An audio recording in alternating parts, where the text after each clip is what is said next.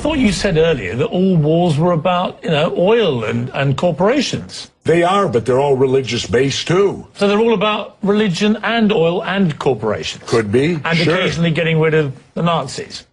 Yeah. So my point is, well, the Nazis can be over many things. The Nazis was religious too. Look what they did to the Jews. So that brought religion in. Vietnam was religious because Diem, our puppet president, and our country brought 100 Christian Vietnamese down to the south to be the government. Well, the southern Vietnamese didn't like these religious characters from up north, so they then became the Viet Cong.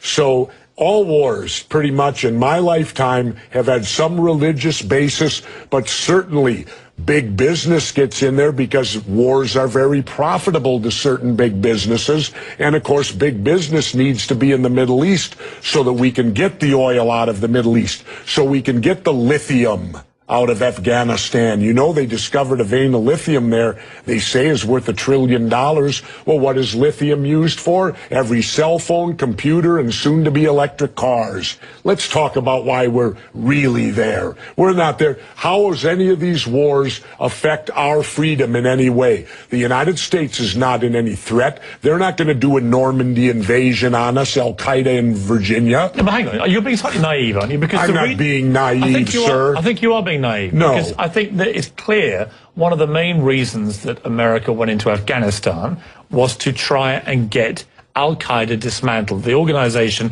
which committed the 9/11 atrocity. Really? Well, you don't think so? Well, how come Al-Qaeda put the heroin business out? They took all the poppy growers and stopped the production of heroin. What would you have done? Wait, now how much of that illegal heroin was propping up the international banks with laundered money, and when it dried up, the first recession happened? Well, now that we're back in there, we aligned with the poppy growers, and the heroin business is back up full swing again. I thought we fight a war on drugs here. All right, Jesse, we're not. What would you have done on September the 12th, 2001? What would you have done if you'd been president? What would I have done? Yeah. I would have done a legitimate investigation to find out what exactly happened on 9/11. How did they know who did this so quickly like they did Lee Harvey Oswald?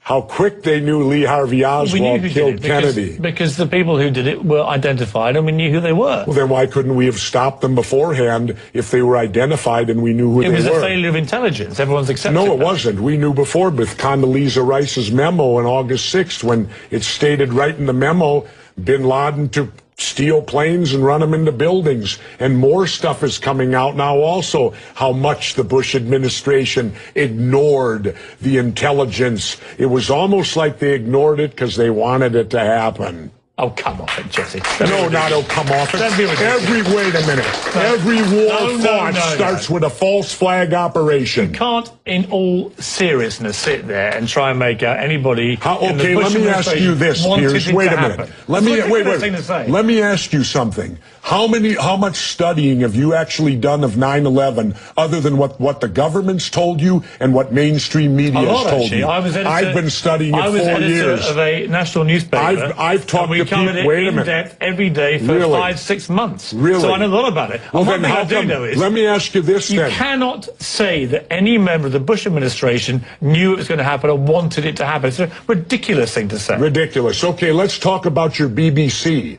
I have a tape of a BBC reporter broadcasting directly back to England talking about a third building has collapsed. World Trade Center Building 7 talks for 7 minutes. All the while she's talking, World Trade Center Building 7 is still standing right behind her. It didn't fall for another half hour. Yet they were doing a pre-broadcast back to England that, yes, it's true, you need to that this building fell and it hadn't fallen yet. If you're trying to make out the British Broadcasting Company, one of the most respected news organisations in the world, was inventing huge buildings falling over, you need to have a break, Jesse. We'll come back after the break. Fairly heated debate about various theories that you have about 9/11 and so on. Let's move on to... and the government only has a theory.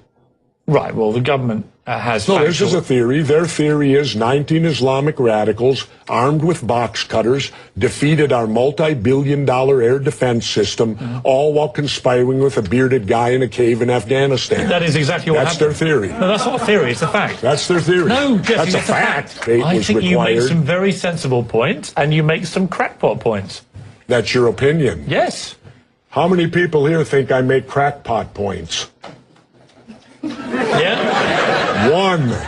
How many think I make sensible points? You're in a minority, my good friend.